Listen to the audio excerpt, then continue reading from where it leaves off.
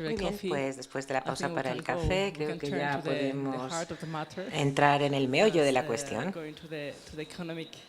En cuanto a las iniciativas económicas y empresariales de las que vamos a hablar hoy. Y digo que es el medio de la cuestión porque no solamente ha sido la política lo que ha desempeñado un papel dentro de la primavera árabe, aparte de las demandas y manifestaciones que se habían producido en los distintos países, las exigencias de justicia social, también empleo para los jóvenes, más expectativas, lucha contra la corrupción de los dirigentes políticos.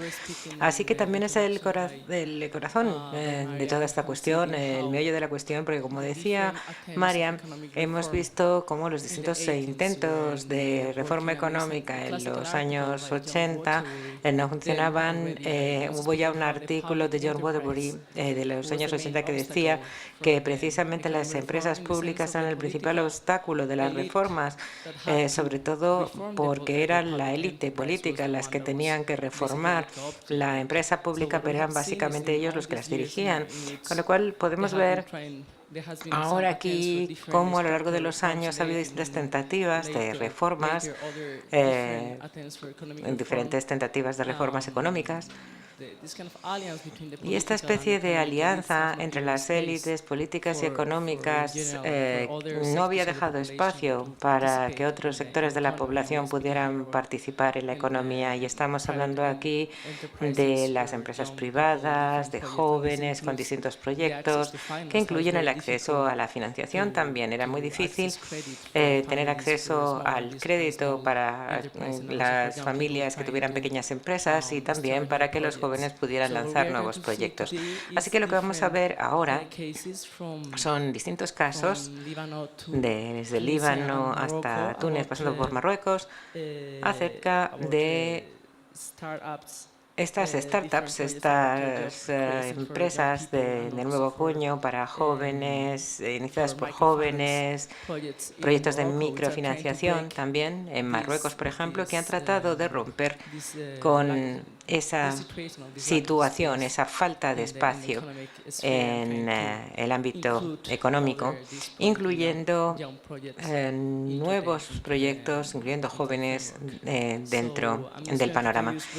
Y bueno, pues voy a presentar brevemente al primer ponente, Samir Karam, que es un empresario en diversos sectores y también un inversor internacional basado en Beirut, en el Líbano, invertido en Norteamérica, Escandinavia, Sureste Asiático, Oriente Medio y África del Norte. En 2010 fundó el primer acelerador de startups del Líbano llamado Sequence, y después a raíz de ahí se crearon 4 startups que tuvieron gran éxito de las 9 iniciales, que se valoran entre 2 y 10 millones de dólares americanos. Recientemente acaba de salir de su primera inversión inicial y en 2014 organizó la primera conferencia de startups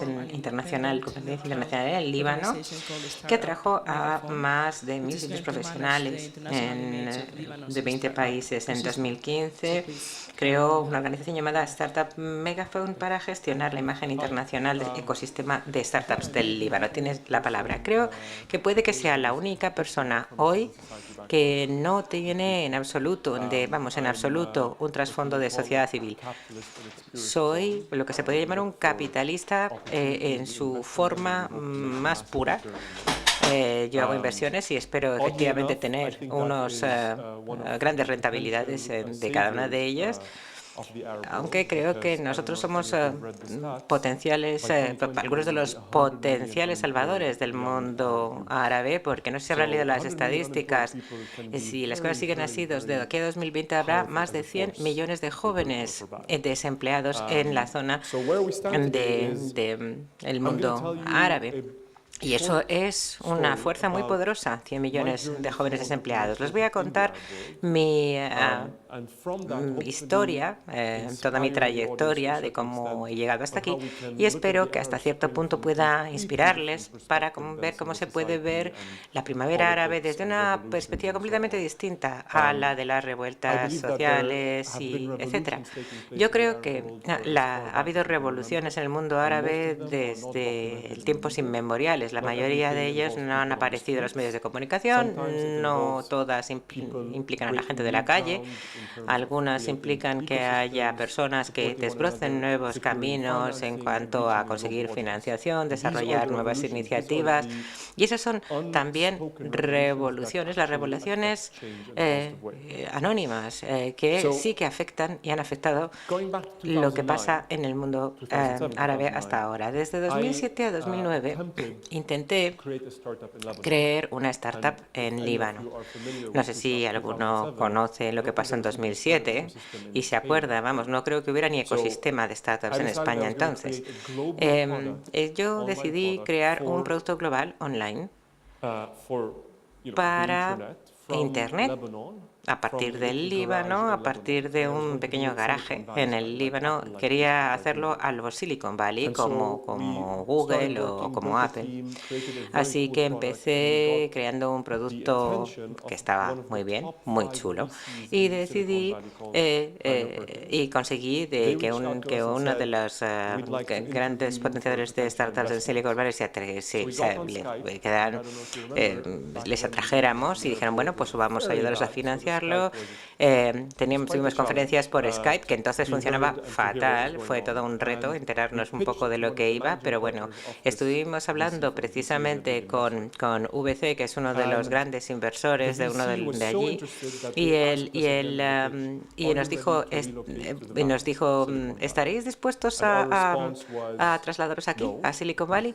Y nosotros le dijimos, pues no, porque yo soy de Líbano y aquí es donde tengo mi casa y aquí me quiero quedar. Y esto, bueno, pues es lo que le puso un poquito la piedrecita en todo el mecanismo. Dijo, bueno, si no os venís, no vais a conseguir la inversión. Y en aquella época no había inversores, o sea que de aquí, y entonces así que nos quedamos sin inversores y al cabo de 2 años tuvimos que cerrar porque la empresa no podía seguir adelantando. Fue interesante, fue una experiencia de la que aprendimos, pero bueno, había un amigo que me estaba ayudando con esta empresa y me dijo, Samer, yo he estado pensando en esto y me gustaría crear una conferencia para el mundo árabe aquí en el Líbano, que sea una conferencia tecnológica para que los árabes se sientan que están en el mundo digital. Estamos hablando de 2010. Y quiero crear esta conferencia y quiero que me ayudes a acercarme al público árabe. Entre los árabes está una cosa que se llama el arube, que es esta identidad común que hasta cierto punto no existe en realidad, porque hablamos todos el mismo idioma, pero no. Tenemos las mismas creencias, pero no. Compartimos la misma religión, pero en realidad no. O sea, que en realidad hay pocas cosas que nos unan. Pero así que crear una conferencia digital en donde todo el mundo viera una cierta coherencia, una cohesión entre el mundo árabe iba a ser un reto. Pero dije, bueno, voy a crear una comunidad para esto. Y nos pusimos en contacto con 12 distintos países árabes y conseguimos crear microcomunidades en esos países que mandaron asistentes a estas conferencias. 600 creo que vinieron de 15 o 17 países, no recuerdo.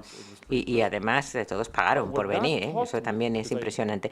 Y lo que eso me enseñó, porque no sabía yo que esto iba a ser posible, es que existe, y existe de verdad un ecosistema digital árabe, y existe también de verdad ecosistemas digitales en cada uno de estos países. Y a partir de ahí me di cuenta de que, bueno, a lo mejor podemos hacer entonces algo en el Líbano, específicamente para el Líbano, que cree un ecosistema para startups donde puedan reunirse, crecer y que no se sientan alienados, como me pasó a mí unos años antes.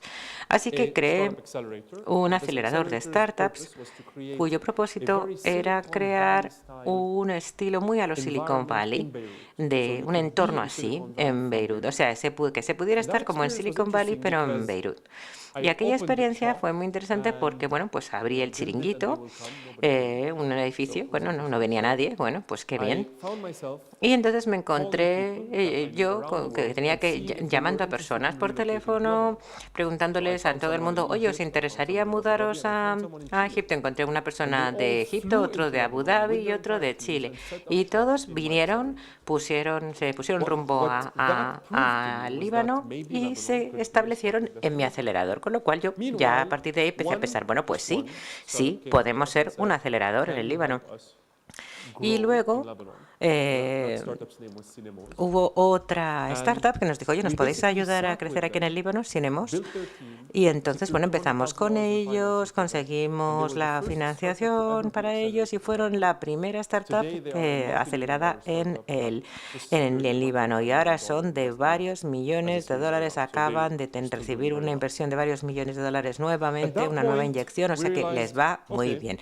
Y entonces dijimos, bueno, pues hemos podido atraer y crear startups, pero ahora necesitamos algo más en serie, porque si uno no tiene escala, no tiene impacto. Es una máxima capitalista. Si no se va a tener un impacto significativo y global, si no se tiene masa crítica. Así que creamos lo que se llama el programa acelerador Sequence, que no es solo un acelerador, sino que es un programa estructurado de 6 meses de aceleración al que uno, bueno, se presenta, se le selecciona, todo el mundo tiene que recibe una inversión inicial de $75.000, les llevamos de la mano durante 6 meses y progresamos juntos. Bueno, la idea era, vamos a encontrar 300 empresarios, vamos a elegir a 30 y vamos a invertir en 8 empresas. Y de ahí por lo menos que salgan 4. Todo el mundo se ría de nosotros, parecía que no era viable financieramente ni en cuestión de tiempo y bueno, pues nunca se había producido algo así antes. 6 meses después de nuestra presentación inicial teníamos 436 solicitudes de 30 países, seleccionamos a 32 empresarios, invertimos en $75.000 en cada uno de estos, en los 8 equipos en los que habíamos dividido a estos 34 empresarios. El contenido de Netflix, que a lo mejor los de directores de contenido de Netflix, a lo mejor les suena, se pusieron en contacto con nosotros por Skype para conocer a todos estos empresarios. El director de Google, el que estaba haciendo Google Car y todas estas cositas que nos dan Internet gratis, nos llamaron y, bueno, pues se hicieron una mentorización de nuestros empresarios. O sea, Beirut, en todos los sentidos, era entonces ya parte del Valley, de Silicon Valley. Asombroso. Y se podía crear así entonces una intersección que quizás pueda ser también la intersección con la revolución, con la primavera árabe y mi historia. Por aquellas fechas Siria entró en una guerra abierta, que ya saben que Siria es primo hermano del Líbano. En cuanto se declaró la guerra en Siria, todos los efectos se expandieron a Líbano, 2, 3 atentados, un coche bomba, donde murieron 10 personas cada mes, nuevas sorpresas. Y al final, en fin, la idea de una startup es que es una empresa de alto riesgo. Si una empresa de alto riesgo se la pone en un entorno de alto riesgo también, estamos hablando de niveles de riesgo que son prácticamente imposibles de medir, de mitigar, de mantener. Y bueno, según estábamos ya alcanzando la cumbre de nuestro éxito, resulta que el país perdió toda la confianza. Inversores, empresarios, perdimos 2 de los inversores que habíamos conseguido captar. Los equipos que habíamos formado empezaron a sentir que estaban sufriendo demasiado estrés porque no solamente tenían que producir, sino producir en un entorno que físicamente no era seguro. Así que, caímos en picado, tocamos fondo, el programa se estaba desmoronando, todo el mundo tuvo que sacrificar dinero, esfuerzo, tiempo. Estábamos prácticamente 24 horas al día para asegurarnos que las 8 empresas que habíamos creado pudieran sobrevivir a los 6 meses. Y ahí yo creo que ese fue el punto de partida de cómo entramos a formar parte de la revolución, porque la lucha que estábamos manteniendo Toda nuestra lucha hizo que nos uniéramos todos como una piña. Nunca lo hubiéramos hecho así si no. Eran personas muy inteligentes, muy motivadas, que estaban en medio de una revuelta general y que estaban luchando y teniendo éxito en un mercado global. Se completaron los 6 meses. De las 8 empresas, 6, o mejor dicho, 7 consiguieron adelante. De las 7, 6 fueron invitadas por el Banco Central del Líbano para entrevistarse con el director del Banco Central. El único político del Líbano, yo no sé si se conoce la política libanesa, pero el único que ha llegado hasta ahí, hasta a conseguir que realmente avance el país, es el gobernador del Banco Central. En fin, pues después de haber tocado fondo, el acelerador se estaba ralentizando y en ese momento es cuando fuimos a hablar con el gobernador del Banco Central para defender nuestra postura. Se quedó, se estuvo atendiendo durante hora y media todas nuestras presentaciones de negocio. Yo no sé si conocen las presentaciones de negocio, pero pueden ser muy aburridas, incluso al cabo de 5 minutos. O sea, y después de hora y media de escucharlas, él dijo, bueno, voy a invertir en todas.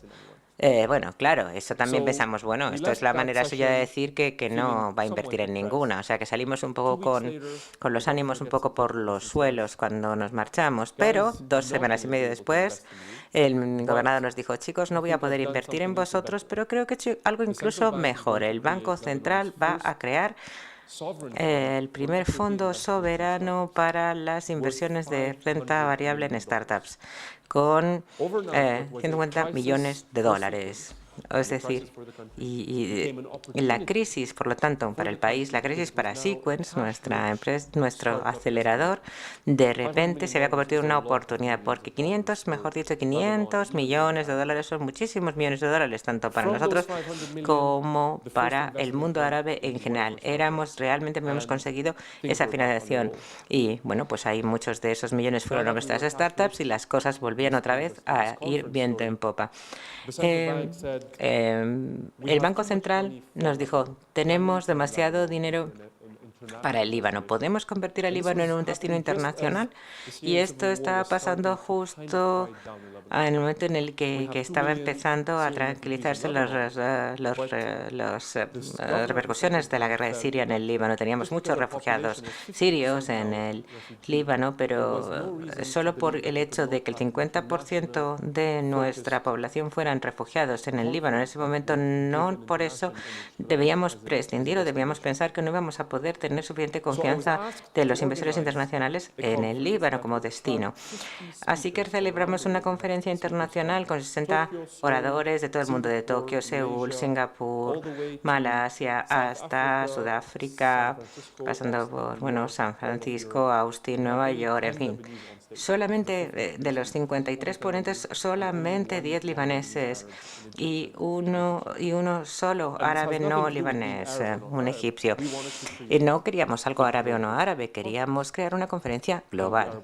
Y el mundo árabe representa solo una fracción muy pequeña del mundo. Así que asistieron 1.600 personas, muchos volaron desde diferentes destinos, fue un enorme éxito y todo el mundo se enteró de que el Líbano se había convertido en un foco, en un centro de inversiones en startups para todo el mundo. El Líbano tenía ya 500 millones de dólares entonces para startups, empezaban las cosas ya, cada las piezas del rompecabezas a ir encajando, y este fue el primer clúster que se formó orgánicamente en el Líbano. Nadie le obligó a estas personas a meterse todas en el mismo edificio físicamente, pero lo hicieron de manera natural. Inversores, medios de comunicación, startups, todos se reunieron, se apiñaron en este clúster en el Líbano de entidades independientes trabajando juntos para crear este ecosistema. ¿Qué significa todo esto? Bueno, muchos conocerán a este señor, a Steve Jobs. Steve Jobs tenía ese planteamiento para las cosas que todo el mundo se puede identificar, agallas. Es decir, él decía, bueno, yo, por ejemplo, en 2007 fracasó mi primera empresa, en el 2009 la segunda quebró. Luego hicimos una confianza, una conferencia, pero que no llevó a ninguna parte. Después un acelerador que casi se vio prácticamente estancado. Yo podía haber dicho, bueno, pues no, vamos, apaga y vámonos, me voy, pero decidí quedarme. Y hoy echo la vista atrás y veo que todo tiene su lógica. Porque claro, cuando uno está avanzando, pues no consigue que le cuadren las cosas, pero al mirar hacia atrás sí. Y es cuando uno tiene seguir hacia adelante, lo que tiene que creer es realmente en lo que le dice, ese impulso que lleva a uno, seguir teniendo ese instinto que a uno le impulsa a seguir. El mundo árabe puede estar en manos desconocidas. La primavera árabe empezó con la revolución de Túnez, la primavera árabe sigue afectando el cambio.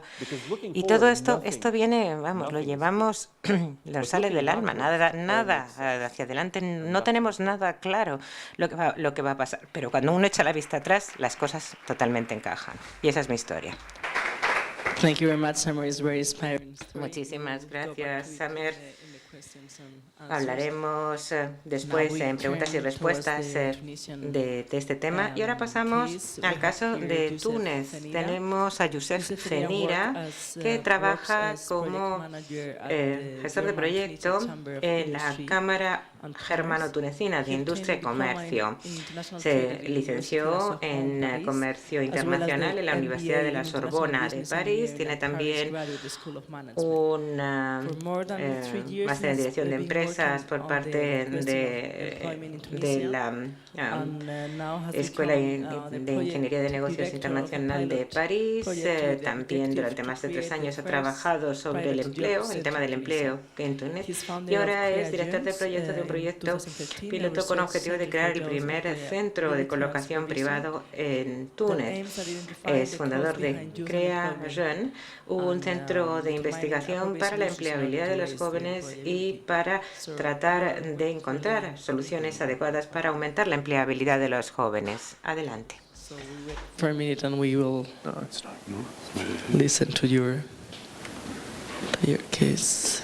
No, because that's not outputting up there. No, she has to do it. Oh, she has to do it from there. Technical. I can begin by saying Bueno, muy bien, muchas gracias. Yo creo que tengo que decirles que, bueno, aunque el Shakespeare me gusta, mi inglés no es especialmente bueno. Sama lo habla mucho mejor que yo. En Túnez hablamos más bien francés. Quisiera darle las gracias a Friedrich Ebert Stiftung por esta invitación y también a Casa Árabe. Como saben ustedes que nosotros hemos conseguido la transición política. Yo sé que esta mañana lo han estado explicando muy bien, y a lo largo de esta transición política hemos perdido mucho en cuanto a nuestra situación económica. Ahora tenemos que llevar a cabo la transición económica en Túnez. Hoy les voy a dar una serie de comentarios breves sobre la situación de la economía en Túnez y en cuanto al empleo también.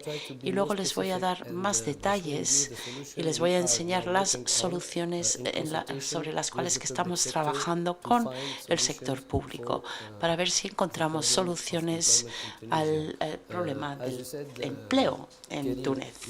Bueno, Kerim, tú has estado hablando de los luchadores tunecinos que se han ido a ISIS. Esta es una de las consecuencias de la situación económica en Túnez.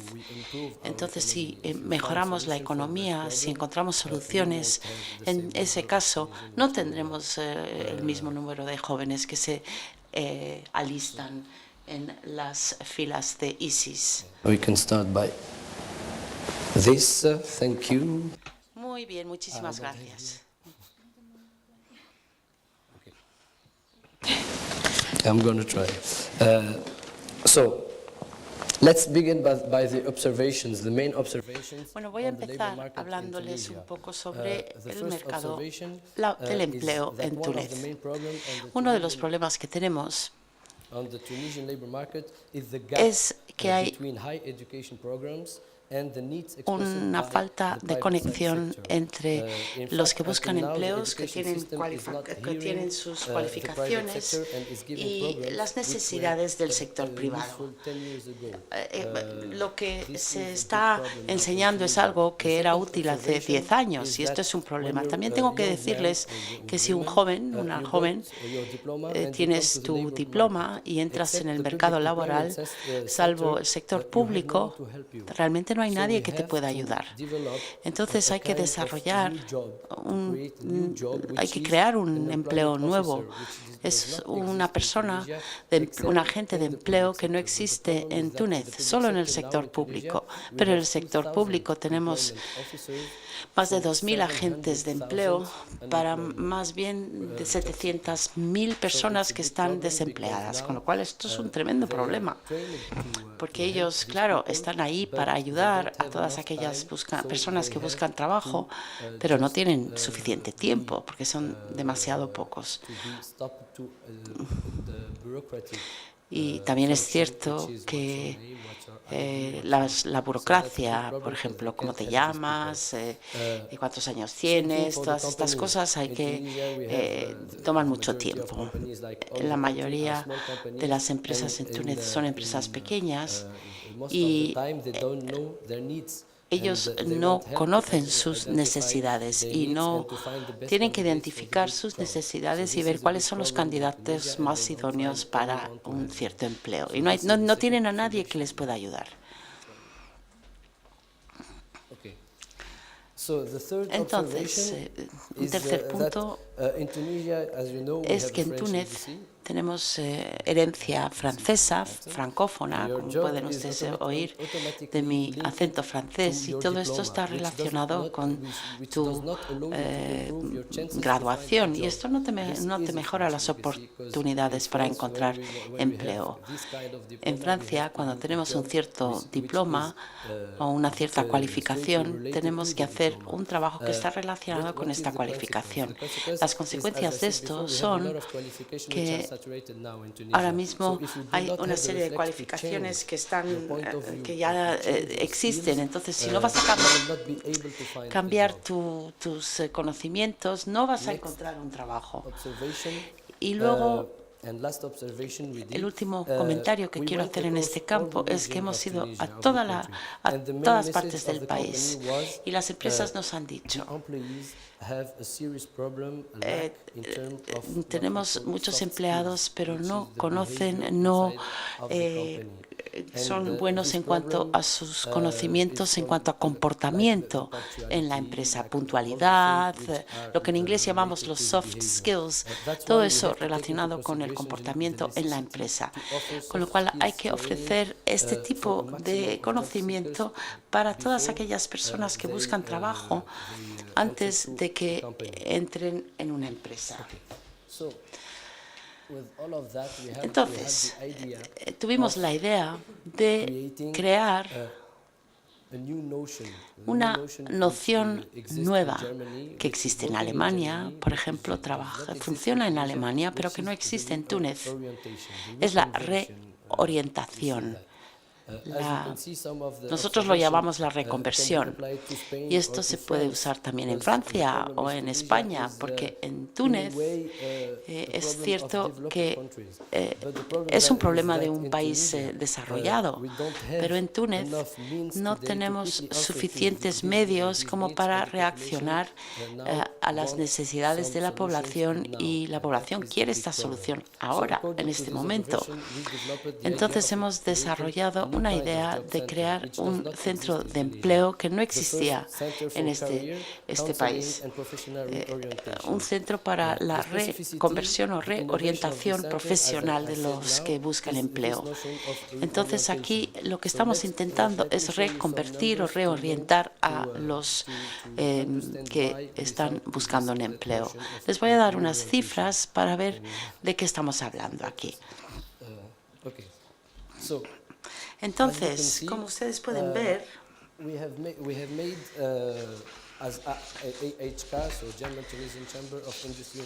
hemos hecho esto junto con la Cámara de Comercio para ver cuáles son las cualificaciones que están muy saturadas en el país. Y hemos visto que los campos más importantes son finanzas, informática, ingenieros electrónicos y luego pues las ciencias, física, química, biología, idiomas, derecho, historia y geografía. Y también analizamos el sector público. Y queremos comparar si es que nuestros estudios estaban realmente yendo en la dirección correcta. Y hemos visto que los resultados son muy parecidos, teniendo el mismo número, las mismas cifras. Esto nos reconfortó, de hecho. Luego hemos analizado el otro lado, el lado de las empresas, para ver qué sectores no consiguen encontrar personas para rellenar sus vacantes. Y aquí hemos visto que los sectores son, por ejemplo, las industrias, el comercio, construcción, textil y turismo. Estos son los sectores más importantes de empleo en Túnez. Luego hemos analizado también los puestos de trabajo. Y hemos visto que estas profesiones son las que más se buscan en Túnez. Pero ¿cuál es el problema? Antes de decirle cuáles son los empleos, quiero decirles que cuando analizamos el sistema de educación superior, vemos que para todos los empleos que les voy a mencionar o enseñar en un instante, pues no hay ningún tipo de cualificación en Túnez, con lo cual esto es un problema, porque las empresas quieren reclutar personas, pero no encuentran a nadie. Entonces, aquí comprador, vendedor, director de calidad, informático, diseño, y esto, por ejemplo, personas trabajando en agencias de viajes o en empresas de aerolíneas, y no hay cualificaciones en nuestro país para todos estos trabajos. Voy a hablarles un poquito cuál es la clave para el éxito.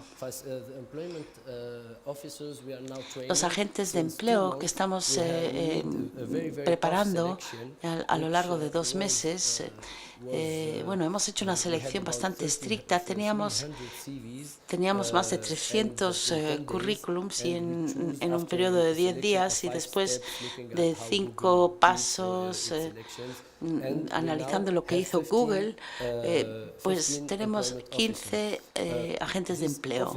Y estos agentes, bueno, hemos ido a Alemania para ver cómo funcionan estos centros de empleo en Alemania, de qué manera trabaja el agente de empleo, qué son los programas que existen en Alemania, y lo que hemos hecho es, hemos traído estos programas a casa.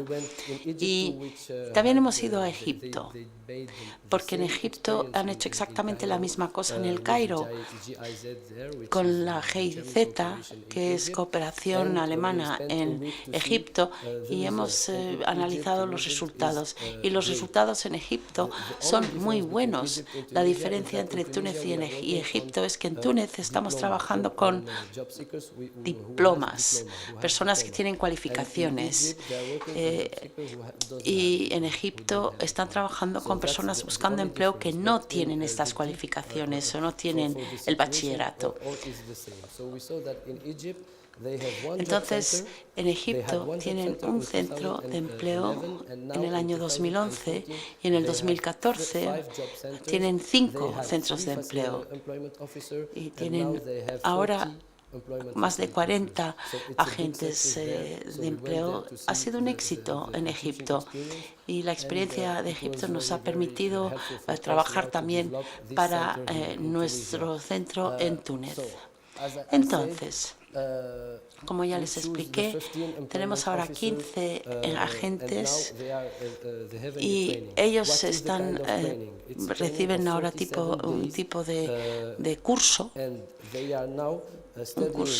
y están estudiando Derecho. Tienen que conocer cómo se hace un contrato, cómo puedes ayudar a una persona que solicita un empleo.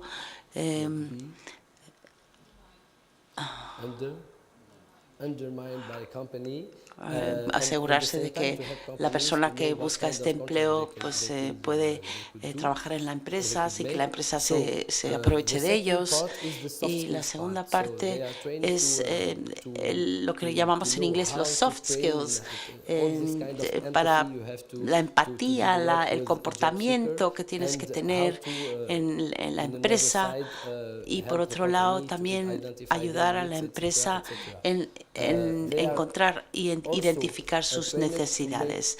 También tienen que llevar a cabo una especie de auto-coaching, y estamos desarrollando un nuevo programa para el sector público, porque una de las cosas que queremos hacer no es tanto competir con el sector público, sino queremos ayudar también al sector público para que ellos también se unan a nosotros, y para darle al sector público toda la información que nosotros tenemos para que ellos puedan mejorar también. Yo espero que a lo largo de los próximos 2 meses vamos a poder trabajar también con agentes del sector público, y esto quizá es el primer paso para que podamos luego llevar a cabo más cursos para todos los agentes que trabajan tanto en el sector público como en el sector privado. Voy a enseñarles rápidamente cómo es este procedimiento. Cuando ustedes llegan al centro y hablan con el agente de empleo, ¿qué tiene que hacer esta persona? ¿Y qué es lo que le ofrecemos tanto al solicitante de empleo como a la empresa? Para la empresa, nosotros ayudamos a la empresa a identificar sus necesidades, y luego nosotros conectamos las descripciones de empleo. Tenemos una entrevista con el director de recursos humanos y les damos 5 currículums para un empleo, para que la empresa no tenga que perder tiempo analizando todos estos currículums vitales. Les damos 5 para una solicitud, y luego este centro tiene una cosa especial. Cuando la empresa quiere hacer una entrevista con el solicitante, de forma automática el solicitante va a recibir también un curso especial sobre las habilidades blandas, cosa que no existía en Túnez. Después de esto hay una entrevista entre el director de recursos humanos, y luego recibimos la información entre el agente de empleo y el director de recursos humanos, y vemos que este agente de empleo está ahí al lado del solicitante durante todo este proceso.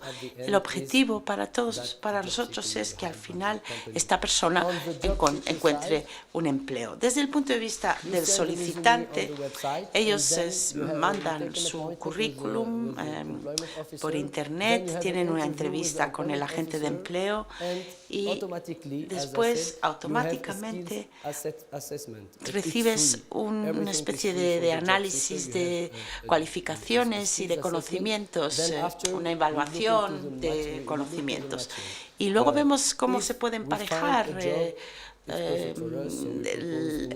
tanto el que busca el solicitante con el empleo en cuestión.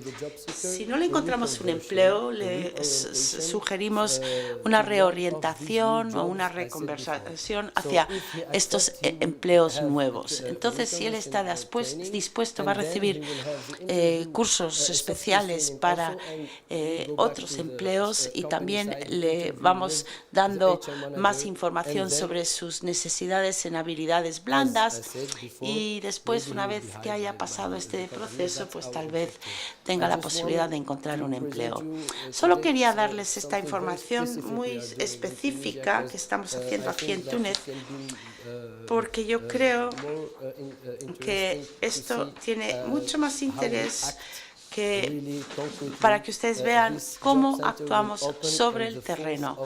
Este centro abrirá el 4 de mayo del año 2015. La semana pasada hemos tenido una ceremonia inaugural de este proyecto con el Ministerio de Empleo, y solo quiero decirles que lo que sí está haciendo muy bien es que tenemos muy buena relación entre el sector privado y público en cuanto al empleo y a la búsqueda de empleo. Y esto es muy importante porque nosotros estamos en el sector público, pero tenemos que ayudar al sector privado y viceversa.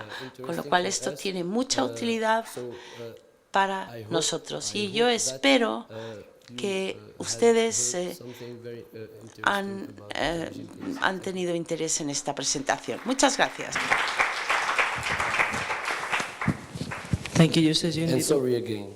went to the heart of the matter. Y otra vez, perdón por el inglés. Muchísimas gracias por esta presentación desde la perspectiva del empleo para los jóvenes profesionales en Túnez. Y vamos a pasar ahora al caso de Marruecos, de la microfinanciación. Va a ser Adil Sadouk quien nos lo presente. Lleva hace tiempo dedicado a la microfinanciación. Empezó desde abajo en Sakura, en una institución de microfinanciación de Marruecos, que está encabezando la lista Mix Global 100 ahora mismo. Desde 2002 ha compartido sus conocimientos y experiencia como consultor con toda una serie de instituciones de microfinanciación, donantes y redes y organizaciones en toda África y Oriente Medio. Tiene una experiencia significativa como jefe de equipo diseñando y lanzando programas de microfinanciación, incluyendo el desarrollo de redes de sucursales, diseño, pruebas piloto y despliegue de nuevos productos, desarrollo de la estrategia de recursos humanos y supervisión de indicadores de rendimiento. El señor Sadouk es además un formador muy sólido que lleva realizando formación en muchísimos módulos de formación de microfinanciación y de auditoría social y gestión social. Gracias, muchas gracias. Me llamo Adil Sadouk y hoy voy a hablar de un sector que creo que no era conocida y sigue sin ser conocida en muchas partes del mundo, que es la microfinanciación. Voy a hablar un poco de la microfinanciación antes de la primavera árabe y lo que ocurrió después. La microfinanciación surgió como respuesta a todos los fallos y fracasos del sector bancario. Empezó en los años 70 del siglo pasado, porque el sector bancario no era capaz de atender a los pobres, a las mujeres, a los jóvenes. Cuando nos empezó con la microfinanciación, pensamos que sería la respuesta para el acceso a la financiación para todas estas categorías de personas. En el mundo árabe empezó a primeros de los años 90. La región árabe, pensamos, es el mejor lugar para que haya instituciones de microfinanciación, porque si pensamos en el sistema financiero tradicional, estamos muy rezagados en todos los indicadores, porque solo el 13% de todos los marroquíes tienen acceso a alguna forma de financiación tradicional. En Yemen solamente estamos hablando de un 2% de la población. Es decir, la microfinanciación podría pensar que para permitir que los jóvenes, las personas en las zonas rurales, las mujeres pudieran tener acceso a la financiación. Además, porque se trata de una población que económicamente es una población activa y que necesita servicios financieros como cualquier otra persona. Así que tener acceso a productos financieros era algo crítico. Además, la diferencia con el sistema bancario es que la industria, el sector de la microfinanciación, está aquí para atender a los más pobres. Existe para atender a las personas que están empezando con negocios muy pequeños y a quienes les resulta imposible tener acceso al sistema bancario tradicional. Yo no sé cómo decirles, pero vamos, he visitado todos los países árabes y una de las características de mi proyecto precisamente consiste en ayudar a los jóvenes a abrir una cuenta de ahorros. Cuando presenté todo esto en Norteamérica, sobre todo Canadá y Estados Unidos y un poquito también en Europa, cuando le cuento a la gente que estamos ayudando a los jóvenes a abrir una cuenta de ahorros, todos me miran y dicen, ¿y por qué no las abren ellos? ¿Por qué hace falta que les ayude usted? Bueno, pues porque en el mundo árabe es prácticamente imposible abrir una cuenta de ahorros o una cuenta corriente, porque el depósito mínimo es de $100, por ejemplo, en un banco marroquí, y los jóvenes con los que nosotros trabajamos jamás van a tener $100 juntos en un momento dado para poderlos depositar en el banco y ahorrarlos. Así que inmediatamente se encuentran fuera del sistema. Estos bancos, estas sucursales vestidas en mármol y tan elegantes, bueno, a los jóvenes y a muchas otras personas, vamos, nunca se les abren las puertas, así que sí que hay que ayudarles para que puedan abrir una cuenta de ahorro. Son los más pobres de la sociedad a los que nosotros queremos atender. Trabajamos con los más pobres. Sabemos que el 20% de la población del país, de la población de los países árabes, vive con menos de $2 al día. Y esa es la población con la que nosotros trabajamos como microindustria. La situación de las mujeres y de los jóvenes es muchísimo peor. Si nos encontramos con una mujer joven en una zona rural, entonces ya la situación es realmente extrema. En la zona MENA, antes de la primavera árabe, había más o menos 200 instituciones de microfinanciación. Las instituciones de microfinanciación, cuando hablamos de esto, no son bancos. El 99% son ONGs. Son ONGs que quieren ofrecer este servicio, que es el acceso a la financiación. Tenemos a lo mejor 200 y 85 de ellas estaban bastante bien ya desarrolladas. Y vamos a hablar de Mepura, la que yo creé en el 85, que está clasificada como una de las mejores instituciones de microfinanciación del mundo desde 2009. Ha habido muchos éxitos. El alcance que tenían estas instituciones antes de la primavera árabe era de 4,6 millones de préstamos o de créditos activos. Y estamos hablando, por ejemplo, de que si estamos hablando de una persona por cada familia, una familia media en nuestro país tiene unas 5 personas, estamos hablando de que estamos llegando a unos 30 millones de personas, mientras que nuestra cartera era de 2,5 millones de dólares. El préstamo medio, el crédito medio, y eso es muy importante saberlo. Hay que recordar que en Egipto, por ejemplo, los créditos empiezan con $500 unas libras egipcias, que son unos $80. El crédito medio está en torno a los $600. Y estas jóvenes, estas mujeres que cogen un préstamo, empiezan siempre con uno pequeñito que le llamamos el de educativo, es decir, que les educamos en cómo a utilizar el dinero y cómo invertir en sus proyectos.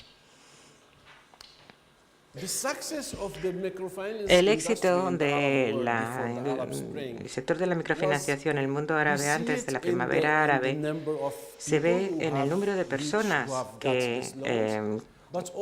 a las que llegó ese tipo de créditos, y además también se ve en lo bien que están gestionadas esas instituciones de microfinanciación.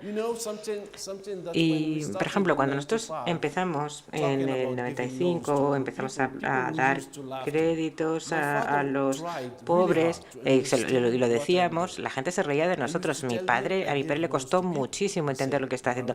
Me decía, ¿pero tú qué haces? Y yo digo, pues doy créditos a la gente. ¿Pero tú eres un banco? No. Entonces, ¿tú quién eres para darle créditos? Porque para dar créditos a la gente tienes que ser un banco. Y me resultó muy difícil explicarle que yo iba a dar préstamos a personas pobres que no me pueden dar ninguna garantía. Porque uno sabe que efectivamente la base para un crédito suele ser una garantía, y si no se tiene garantía no se puede dar un crédito o un préstamo.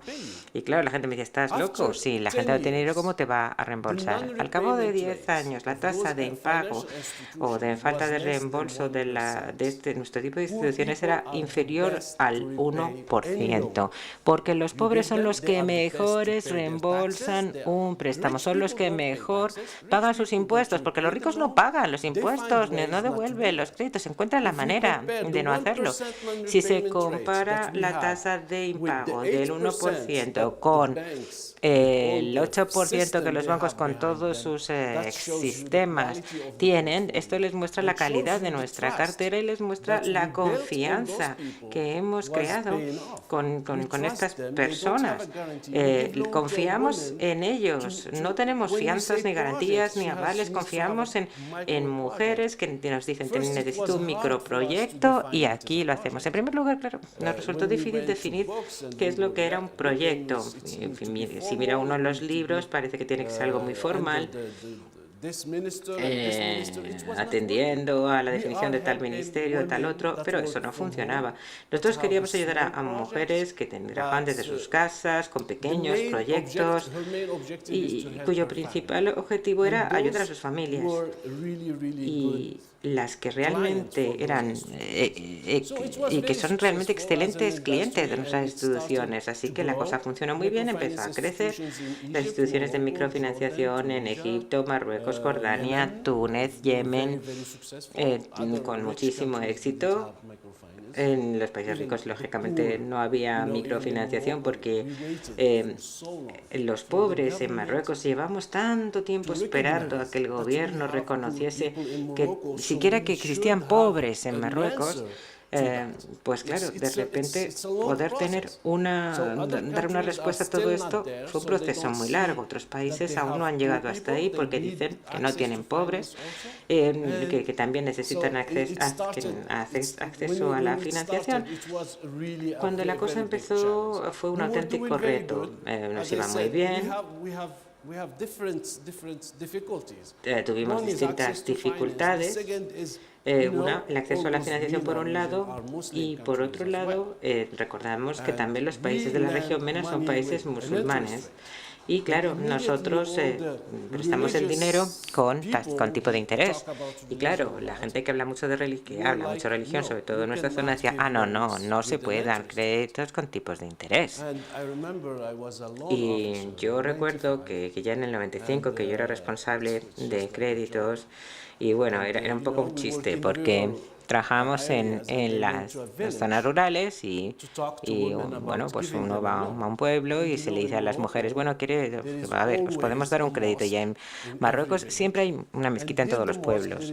Y en la mezquita siempre delante hay pues como una placita o así, el lugar donde la gente se reúne o bueno, se celebra lo que sea, en fin. Entonces todas las mujeres estaban ahí en este sitio delante de la mezquita y yo me sentaba en las escaleras, en las escaleritas de la mezquita para poder hablar con ellas un poquito más arriba para que me pudieran oír. Y yo les estaba explicando lo de los créditos y de repente se abre detrás de mí la puerta y un señor con una barba larguísima dice, no, no, este hombre, este es un impío, no le escuchéis y tal. Y claro, yo me quedé atónito y dije, pero bueno, mire, yo tenía un maletín y le dije, mire, pero ¿necesitarían ustedes un crédito? Bueno, sí, queremos. Y entonces dice, bueno, pues si usted no quiere que se lo dé, me voy. Y no. Y entonces las señoras dijeron, no se vaya, no se vaya. Y entonces lo que nosotros nos enfrentamos como institución es no solo el acceso al dinero y a la gestión y luego formación y asegurarnos de que la gente tenga éxito, sino también ver un poco el contexto, la sociedad en la que nos hemos estado moviendo, pues no es nada fácil. En 2011, hasta 2011 la cosa iba muy bien, mucho éxito, como decía. Lo que ocurrió después fue que empezamos a tener muchos problemas después de la primavera árabe. Y en todos los medios de comunicación, vamos, ninguno de ellos hablan de esto, porque la gente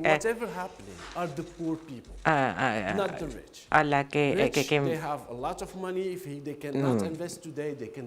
más afectada la primavera árabe son los pobres, está clarísimo, porque a los ricos les da igual. Los ricos, si no invierten hoy, invertirán mañana o cuando sea, pero ahí tienen su dinero.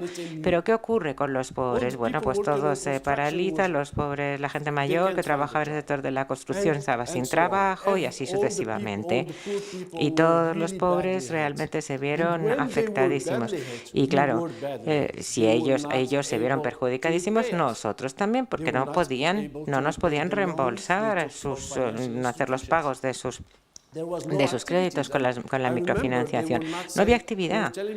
Me decían, mire, cuando las cosas empiecen a ir mejor, de verdad que le vamos a pagar, pero es que hoy es que no estamos trabajando, no podemos pagarle.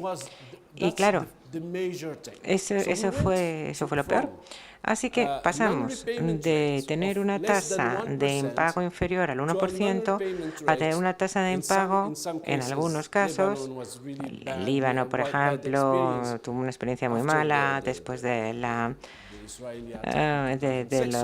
ataque israelíes en 2006, o sea que pasamos del 1% o menos de impago a 13-14%. Y con esos porcentajes no pueden sobrevivir las instituciones de microfinanciación, porque es un mecanismo que no se sostiene, sino necesitamos una cartera de muy buena calidad para poder sobrevivir. Así que esos fuimos de los más afectados.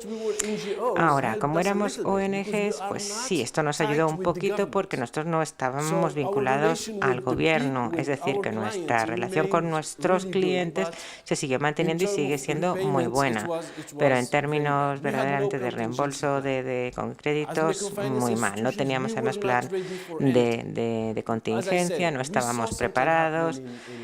Vimos, por ejemplo, que cuando algo ocurría en el Líbano, si había, yo qué sé, un terremoto, etcétera, bueno, pues hay que preparar un plan de emergencia, un plan de contingencia, pero vamos, eso no es nada comparado con lo que se nos vino encima en 2011.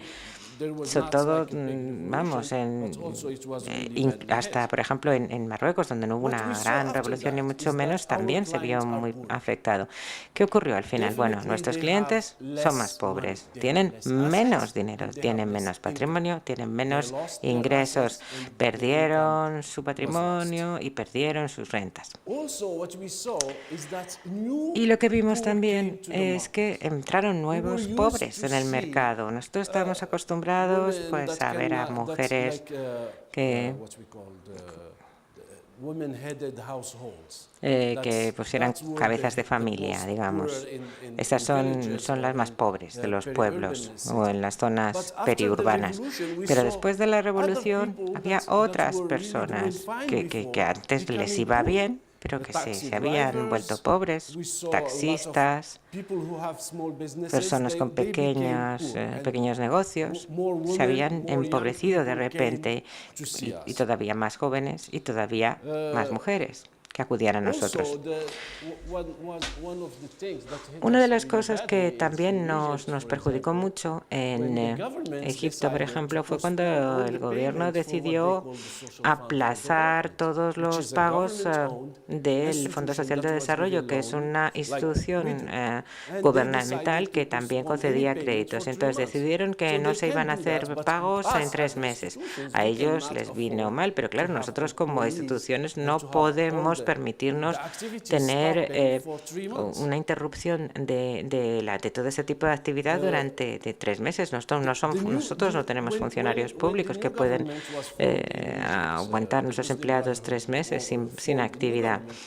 Cuando se formó el nuevo gobierno de los hermanos musulmanes, una vez más, a esto nos volvió a generar una nueva inestabilidad porque no sabíamos qué iba a decir a decidir el nuevo gobierno. Las ONGs funcionamos en una zona muy gris. En la mayoría de los países árabes, se puede trabajar como ONG, vale, pero uno no tiene documentos jurídicos, documentos legales. Lo que dicen todos los gobiernos, Marruecos, Túnez, Yemen, Sudán, todos, lo que se puede trabajar ahí como ONG, pero los gobiernos nunca le van a dar a uno un documento legal para protegerse. O sea, que el día que se cansan de lo que uno hace, pues a uno le cierran rápidamente. Y claro, a uno siempre, cada vez que llega un nuevo gobierno al poder, pues siempre tiene el temor de vamos a perder todo lo que hemos hecho hasta ahora, vamos a tener que cerrar. La falta de financiación. Nosotros, como instituciones de microfinanciación, también tenemos que conseguir ese dinero, el dinero que luego le tenemos que prestar a los pobres. Bueno, pues el 75% lo recibimos de donaciones y el 25% restante son inversiones. Las IMFs, las instituciones de microfinanciación, empezaron con inversión de tipo social y también nuestros propios activos, nuestro propio patrimonio. Con las revoluciones, ¿qué ocurrió? El 75% se quedó en seco de repente. Como saben, los principales donantes en nuestro sector son USAID, la Comisión Europea y algunos otros grandes donantes. Bueno, pues todos dejaron inmediatamente de hacer donaciones a las instituciones de microfinanciación porque no había visibilidad. Tenían que saber qué iba a ocurrir y nosotros sufrimos muchísimo con todo esto. Esas fueron las principales repercusiones de la primavera árabe sobre nuestro sector. Pero pensamos que también están ahora surgiendo muchas cosas positivas de todo ello. Lo positivo es que va a haber regulación. Hay un gran movimiento, un gran activismo hoy por hoy en todos los países árabes en este sentido. Los gobiernos, pues solían, no les importábamos nosotros en absoluto en el pasado. Yo empecé un programa que se llama Youth Invest en Marruecos, inversión juvenil, en 2006. Si yo iba a cualquier funcionario y les decía, necesito ayuda, vamos, ni caso, en absoluto. Luego, después de la revolución, cuando vieron lo que uno podía hacer y lo que pueden hacer los jóvenes, sobre todo, me venían a mí a decirme, ¿podríais ayudarnos a ver qué podemos hacer con estos jóvenes? O sea, que tenemos la confianza de que va a haber una mejor regulación. También esperamos que esta revolución aporte democracia, nuevos donantes, nuevos inversores, mayor confianza de personas en el futuro de estos países y estén dispuestos a ayudar.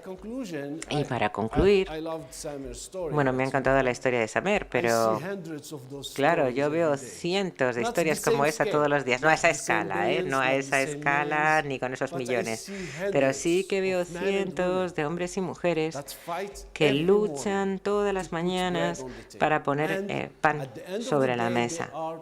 Y al final están muy contentos cuando acaba el día porque han conseguido algo. Yo cuando veo a una mujer que lucha para mandar a sus hijos al colegio, que es algo muy normal a lo mejor en otras familias, pero para ella es el mayor éxito de su vida. Y esos éxitos espero que podamos seguir ayudándoles a mantenerlos y que este sector siga pudiendo ofrecer sus servicios a los más pobres, porque en la primavera árabe ellos han sido los grandes olvidados. Muchas gracias.